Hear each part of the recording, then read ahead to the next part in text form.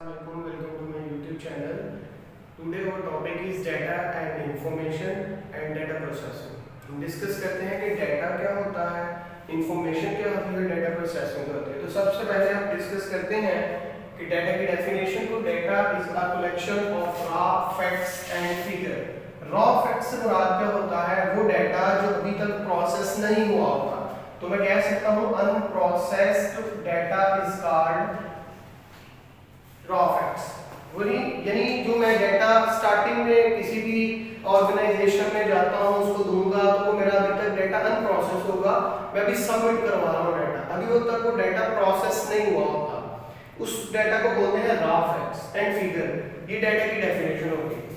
दूसरी डाटा जो है हमारे पास टेक्स्ट फॉर्म में भी हो सकता है, ठीक है, नंबर्स की फॉर्म में भी हो सकता है, ग्राफिक्स की फॉर्म में भी हो सकता है, ऑडियो फॉर्म में भी हो सकता है, वीडियो की फॉर्म में भी हो सकता है। ये डाटा की टाइप्स बताइए कि डाटा इन सब की कलेक्शन भी हो सकती है, ठीक है।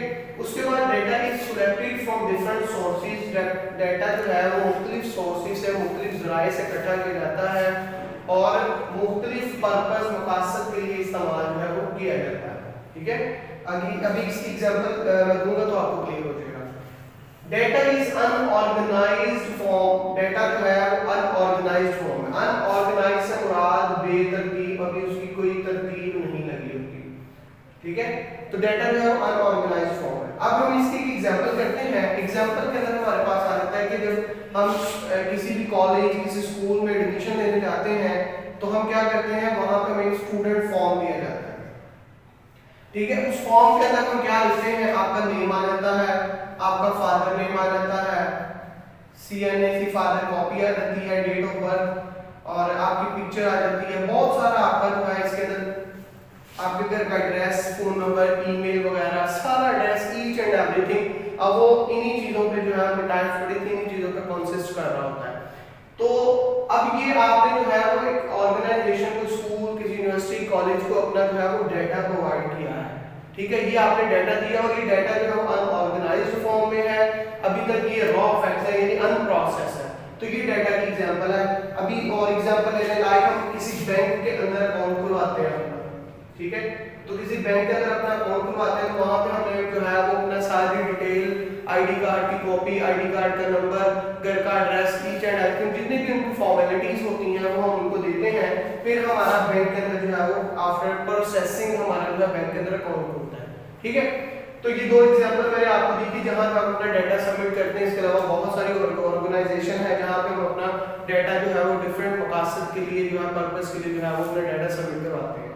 दूसरी हमारे पास डेफिनेशन है जी इंफॉर्मेशन की। जब हमारा डाटा प्रोसेस हो जाता है, ठीक है, डाटा को मैं एक कह सकता हूं कि डाटा में इनपुट भी है, यानी मैं एक इनपुट कर रहा हूं। क्या कर रहा हूं? इनपुट कर रहा हूं।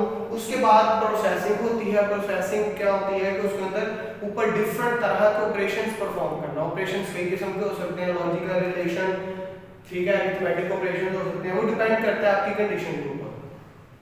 दूसरी बात आ गई after processing information. Processed form of data is called information. जो आपका डाटा प्रोसेस हो गया होता है, जब आपने किसी ऑर्गेनाइजेशन को अपना डाटा सबमिट करवाया था तो वो प्रोसेस नहीं हुआ होता बल्कि वो अनप्रोसेस्ड था। उसके बाद प्रोसेसिंग होती है, उसके बाद जो है आपका डाटा प्रोसेस होके क्या बनता है, इंफॉर्मेशन में कन्वर्ट हो जाता है। Processed form of data is called information. और जब आपका डाटा प्रोसेस हो जाता है तो वो क्या होता है कि बेटा ऑर्गेनाइज्ड फॉर्म हो जाती है। क्या हो जाती है? ऑर्गेनाइज्ड फॉर्म हो जाती है। हमने पढ़ा था डाटा के अंदर हमारा डाटा जो अनऑर्गेनाइज्ड फॉर्म है, बेतरतीब है, अरेंजमेंट नहीं है उसकी कोई। तो इसमें जो है हमारी अरेंजमेंट जो है वो डाटा की अरेंजमेंट हो जाती है। फॉर एग्जांपल आप, हमने इधर दो एग्जांपल की थी, अगर किसी बच्चे को एडमिशन मिल जाता है उसके फॉर्म पे तो आप बताएंगे